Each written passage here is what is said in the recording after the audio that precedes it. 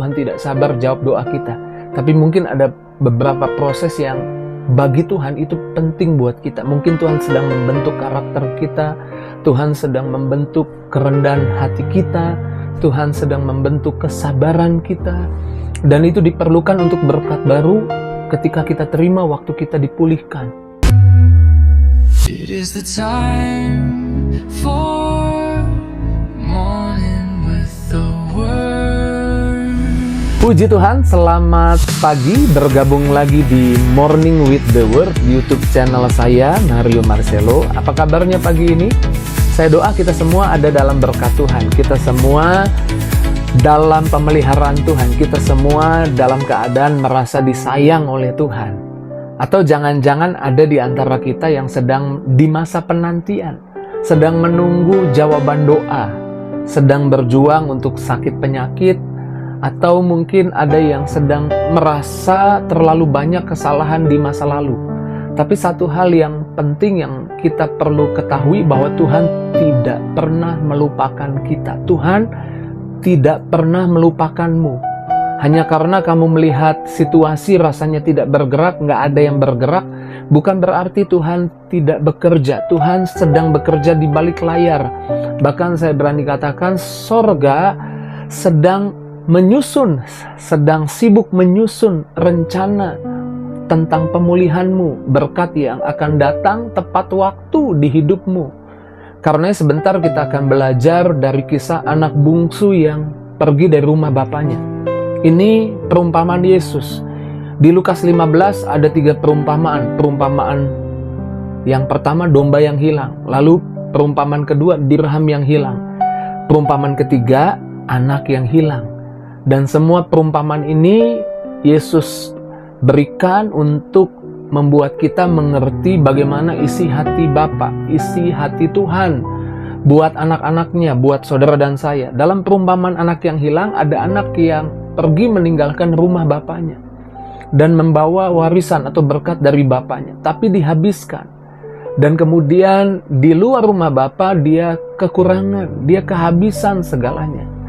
Dia kemudian masuk ke kandang babi, makan dari ampas kandang babi. Dalam keadaan yang seperti itu, kita pelajari apa yang Yesus sampaikan adalah dalam perumpamaan ini adalah bagaimana harusnya kita bisa menerima pemulihan. Yang pertama, anak ini menyadari. Saya mau katakan, anak ini menyadari bahwa di rumah bapaknya, bahwa di dalam Tuhan ada pemulihan, di dalam Tuhan ada berkat, di dalam Tuhan ada kebaikan.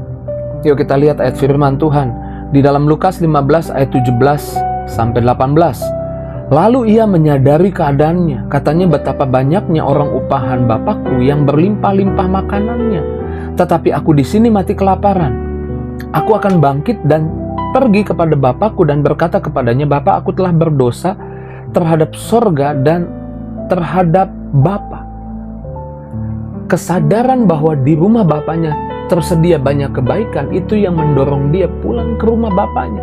Kita perlu sadar, dunia ini terbatas memberi kebaikan pada setiap kita. Tapi Tuhan punya kebaikannya buat kita. Di masa penantian, sadarilah bahwa Tuhan punya kebaikan buat kita. Tuhan menyediakan banyak kebaikannya buat kita. Dan saya suka ketika anak ini pulang, dia kemudian melangkah. Dan yang berikutnya, kita harus melangkah, datang pada Tuhan, melangkah, berdoa, berharap, percaya. Itu bagian dari langkah kita kepada Tuhan. Dan ketika ia melangkah kepada Tuhan, Alkitab berkata ayat 20, maka bangkitlah ia dan pergi kepada bapaknya. Dia melangkah kepada bapaknya. Ketika ia masih jauh, ayahnya telah melihatnya. Ini catatan penting yang Yesus beri di dalam perumpamaan ini, bahwa Tuhan melihat keadaan kita. Tuhan tahu apa yang sedang kita hadapi, apa yang sedang kita alami. Dan Tuhan tidak berhenti hanya tahu. Ketika kita datang kepada Tuhan, ketika anak ini bergerak kepada Tuhan, saya menyebutnya seperti ini nih. Kita teruskan dulu ayatnya. Lalu tergeraklah hatinya, hati bapaknya oleh belas kasihan. Ayahnya itu berlari mendapatkan dia, lalu merangkul dan mencium dia. Kalau kita perhatikan ayat ini, pergerakan bapaknya jauh lebih banyak, jauh lebih cepat, lebih lebih keras, maksud saya lebih luar biasa, karena dia menuju rumah bapa dan dari jauh bapaknya melihat, bapaknya lari mendapatkan dia, memeluk dia, lalu mencium dia. Dalam teks bahasa Indonesia mencium, dalam teks bahasa aslinya lebih tepat diterjemahkan itu ada pengulangan, mencium-ciumi dia. Jadi betapa bapaknya menunjukkan cintanya, menunjukkan kasih sayangnya. Itulah isi hati Tuhan buat saudara dan saya. Ketika kita di tengah penantian kita, di tengah rasanya kita sendirian dan kita menunggu jawaban doa, berjuang di tengah sakit penyakit kita, Tuhan mau kita sadari hal ini. Datang pada Bapa dan Bapa akan bergerak jauh lebih banyak kepada kita. Dan kalau kita teruskan baca ayatnya di bawah, Bapaknya bilang seperti ini, ambilkan jubah yang terbaik. Anak itu telah meninggalkan rumah bapaknya, menghabiskan harta, mungkin beberapa waktu yang lumayan lama lah meninggalkan rumah bapaknya. Tapi jubah itu jubah terbaik. Jadi jubah itu bukan tiba-tiba harus dipersiapkan. Jubah itu jauh sebelumnya sudah dipersiapkan. Ketahuilah bahwa Tuhan sudah mempersiapkan untuk memulihkanmu. Lalu bapaknya bilang, ambilkan cincin. Cincinnya nggak dipoles, nggak baru dibuat, tapi itu cincin sudah tersedia. Kalau anaknya pulang dikasih cincin.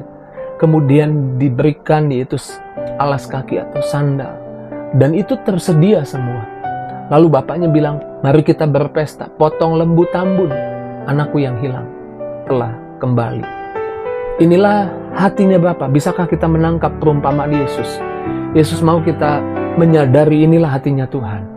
Jadi di tengah masa penantianmu jangan mundur, jangan kecewa, jangan menjadi lelah. Karena inilah isi hatinya Tuhan. Tuhan tidak sabar jawab doa kita. Tapi mungkin ada beberapa proses yang bagi Tuhan itu penting buat kita. Mungkin Tuhan sedang membentuk karakter kita, Tuhan sedang membentuk kerendahan hati kita, Tuhan sedang membentuk kesabaran kita. Dan itu diperlukan untuk berkat baru ketika kita terima waktu kita dipulihkan. Kalau kita dipulihkan dalam keadaan yang gak siap, Alkitab bilang kantong anggur yang lama tidak bisa menampung anggur baru. Nanti keduanya terbuang sia-sia. Kantong anggurnya pecah, anggurnya terbuang. Di masa penantianmu percayalah bahwa inilah hatinya Tuhan. Tuhan juga gak sabar untuk jawab doamu.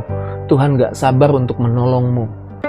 Bahkan kalau kita terus baca ke bawah, Alkitab bilang di ayat yang ke-20, maka bangkitlah ia dan pergi ke rumah bapaknya ketika ia masih jauh.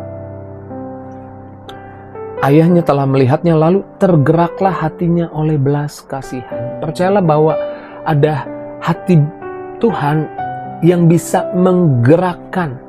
Ada belas kasihan Tuhan yang bisa menggerakkan keadaan, menggerakkan situasi, menggerakkan bosmu, menggerakkan orang-orang yang bisa tolong.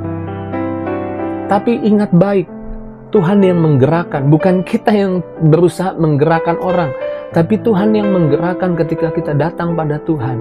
Tuhan berkuasa menggerakkan situasi, menggerakkan keadaan, menggerakkan orang untuk bawa berkat, untuk bawa kebaikan yang Tuhan mau kita terima ketika kita datang pada Tuhan.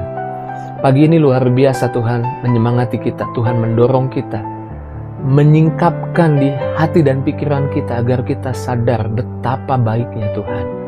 Agar kita tidak mundur, tidak menyerah, tapi kita terus berharap, terus percaya dan datang waktunya. Apa yang Tuhan persiapkan kita nikmati. Sama seperti anak bungsu itu datang waktunya. Apa yang bapaknya sudah siapkan buat dia kalau dia kembali, akhirnya dia kembali dan dinikmati. Demikianlah setiap kita akan menikmati banyak berkat kebaikan mujizat dari Tuhan di hidup kita ketika kita datang padanya. Puji Tuhan, pagi ini biarlah firman Tuhan ini boleh meneguhkan, menyemangati, menguatkan kita. Mari kita doa. Terima kasih Tuhan buat firman, kebenaran yang kami dengar, yang menjamah, yang menguatkan hati kami. Berkati Tuhan anak-anak-Mu satu persatu, jangan ada yang terlewat. Apapun yang mereka hadapi hari ini, biarlah firman Tuhan ini menjadi sumber kekuatan, sumber yaitu semangat untuk mereka melangkah menghadapi setiap masalah, tantangan dalam hidup, karena ujungnya ada kasih Tuhan yang akan kami lihat. Terpujilah nama-Mu, di dalam nama Yesus kami bersyukur, kami berdoa. Haleluya. Amin. Tuhan, saya sanggup menggerakkan keadaan, situasi, orang, bahkan untuk bawa berkat di hidup saya, untuk bawa kebaikan Tuhan di hidup saya. Jika itu jadi responmu, jangan lupa tulis di kolom komentar. Apapun yang menjadi isi hatimu ketika engkau dengar Morning with the Word, kemudian engkau mungkin berkata, oh luar biasa Tuhan baik.